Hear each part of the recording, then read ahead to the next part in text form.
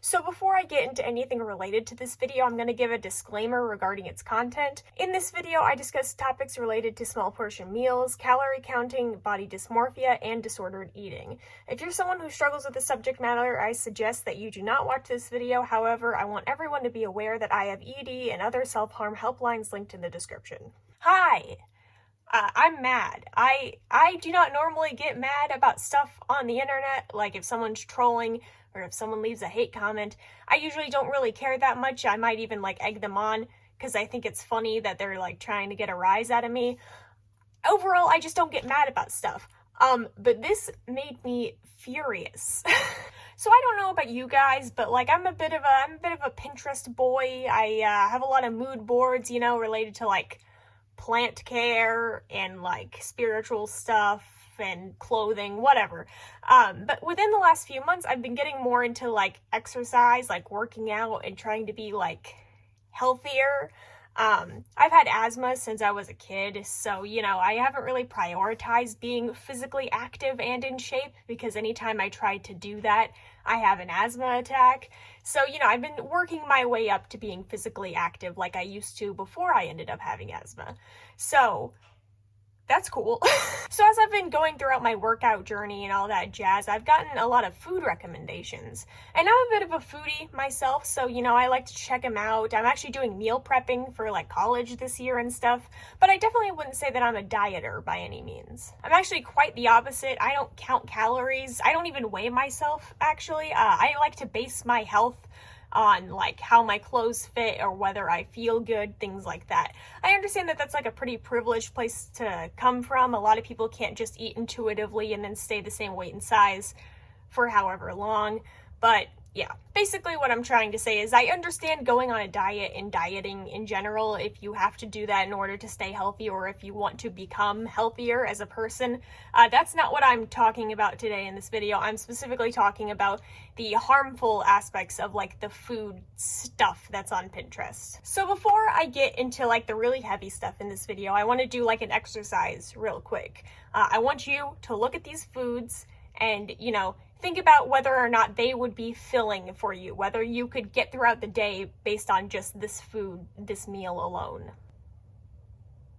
Now, I know an argument could be made for something like the egg meal that's in there, but I know that for people like me, or at least for myself personally, I probably could not eat any of these without feeling hungry again within like an hour or two. We also need to talk about the fucking cucumbers. So many of these calorie deficit meals rely on cucumbers, and mind you, cucumbers are like 96% water, and I don't know, I just feel like that wouldn't be very filling on your stomach. I feel like you would be really hungry after that. It's just like drinking a glass of water and then being like, that's breakfast, that's good, that's all I need. And again, all of these are marketed as meals except for this dish.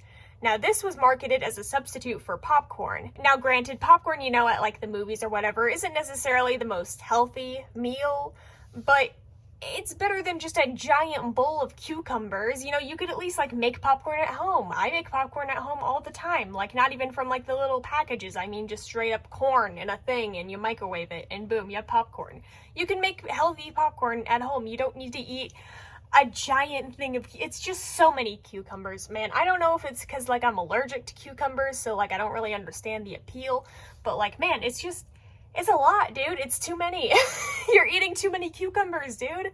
At least eat like some fucking strawberries or some shit. Now, I don't know if you were paying attention, but looking back on those meals that I showed you in the little thing, the very last one had some little numbers above the food items. And these numbers represent the number of calories that you would be eating for that meal. Now, I understand when a lot of people diet, you know, they do calorie deficit meal plans and they want to like, you know, count the calories, make sure that they're going to lose weight, make sure that they're eating the right amount of calories every day, all of that stuff. That's totally fine, again, in my opinion, as long as you're doing it to like lose weight or whatever. I don't think calorie deficits are like inherently bad. But at the same time, calorie deficit meal plans are often promoted to women, particularly young, impressionable women. Now, dieting as a whole can be damaging for a lot of people, and it doesn't have to just involve counting calories. But the simple act of counting calories isn't what leads to the disorder, you know? Like, it's not just the diet itself that leads to the disorder, it's the number that's associated with it. Specifically talking about counting calories in this instance. There are other diets out there that don't involve counting calories, I think. I don't know. I'm not a diet person, again, like I said. But specifically talking about counting calories and stuff, it's the number that's associated with it, not the simple act of counting, if that makes sense. To compare it to, like, the early 2000s, the standard for a girl in, like, the early to mid 2000s, even though I was a wee baby during this time, and, you know, I don't know from personal experience, but I do know that, you know, the standard for a lot of women was to have, like, a size 0 pants, or, like, wasn't there, like, a double zero, like 2-0 pants?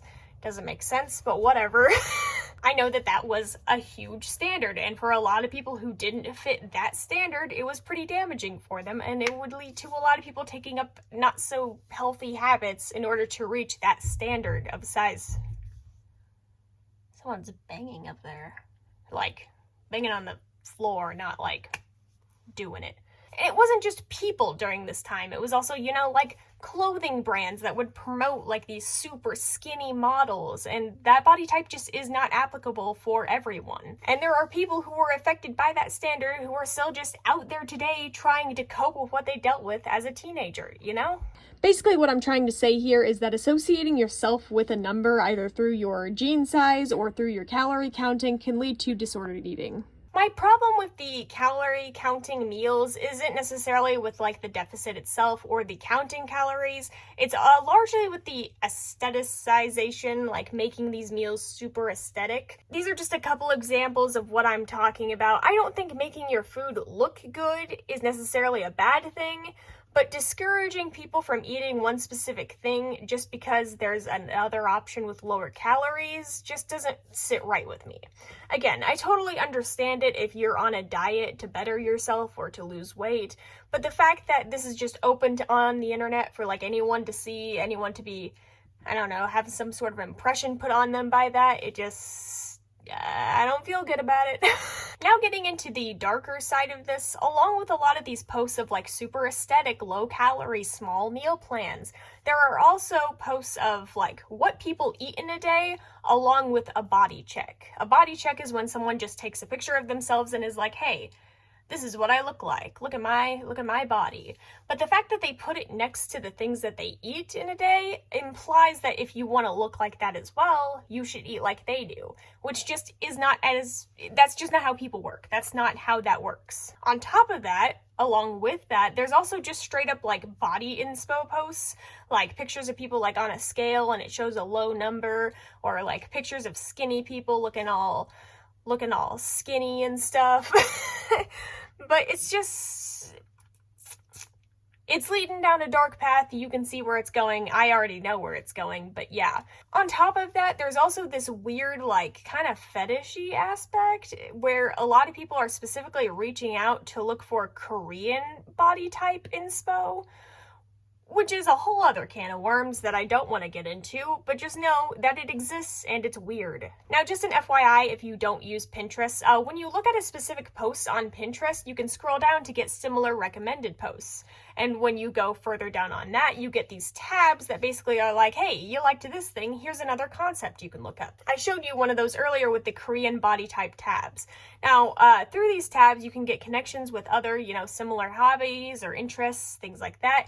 And that is where we find that the calorie deficit aesthetic posts leads to disordered eating habits. Now, before I show you these tabs and specific posts, again, if you are someone who is likely to pick up any disordered eating habits, get off the video, get out of here, get away. But also, these tabs exist because they're highly recommended things. They're things that people are looking up. These are things that people are looking into. They're popular. So first, scrolling through the tabs, we see some aesthetic-based food tabs. You know, we got restricted meals aesthetic, small food portions, low calorie aesthetic, food control, TW food, things like that, which is a little weird. But going even further, we have things like restricted meals aesthetic, food control, meal inspo, food portions and food cravings, which implies that a lot of the people who eat these meals aren't actually as full as they might imply. They're actually still hungry. But going even further, we have meal inspo, restricted meals aesthetic, small food portions, calorie deficit snacks, and that. If you don't know what pro-ana means, that's what that tag fully says, is pro-ana. It basically means pro-anorexia, which is an eating disorder in which a lot of people, I believe, usually starve themselves. So, you see where this is going. Going even further into that, we have food control, food Snapchat, anorexia food, food porn, and toxic weight loss motivations. So you can see the line where it starts with just simple calorie deficit meal plans going all the way down into weight loss motivation that is not healthy for you. Now let's do the same exercise as earlier. I'm going to show you some foods and you tell me whether or not you think that they may be filling. As you can see, a lot of these foods are much more unhealthy than the calorie deficit ones. It's mostly junk, which means that a lot of these people are probably not even getting as much nutrients as the calorie deficit meals. And a lot of these aestheticized meals are based around starving yourself. Now I want to look at one specific meal from this group, and that is the last one. This meal was posted by a pro-ana account that is directly targeting children or young people in general. This is the page. I recommend that you block and report them just as I did. For the love of God, do not take their advice. But this is what I mean when I say that they're targeting minors. It's pretty simple. The page is loaded with diet plans that are based around children's content characters, including Hello Kitty, Draculaura, and My Melody. Along with that, their page is loaded with pro-ana meals and body inspo posts. And that's why I'm mad. It's one thing to promote this kind of content on the internet. It's already a terrible thing to do. But to go out of your way to aestheticize it and make it appealing to a younger audience is just disgusting. I understand that adults can like this sort of thing too. I understand that. But when you take a character that is specifically for children's content, whether adults like it or not, and then you put it next to these calorie deficit meal daily plans, who do you think you're marketing to there? Again, if you're on Pinterest, please go block and report them. Report anything you like this that you ever see, just because, even if it doesn't protect you, it protects the vulnerable people around you, and that's just a good thing to do, man. I hope that you're disgusted. I also hope that you at least appreciate, I guess, this video. Please be sure to support me. I don't know how to do an outro on something like this, but, let me know if you enjoyed or disgusted by this, so I can know what content to make in the future. Again, also, I have links in my description to help people who are struggling with this. Feel free to look at those. I also make videos about art, history, and Satanism, so be sure to check those out. Be safe, eat good, healthy food, and have a great week.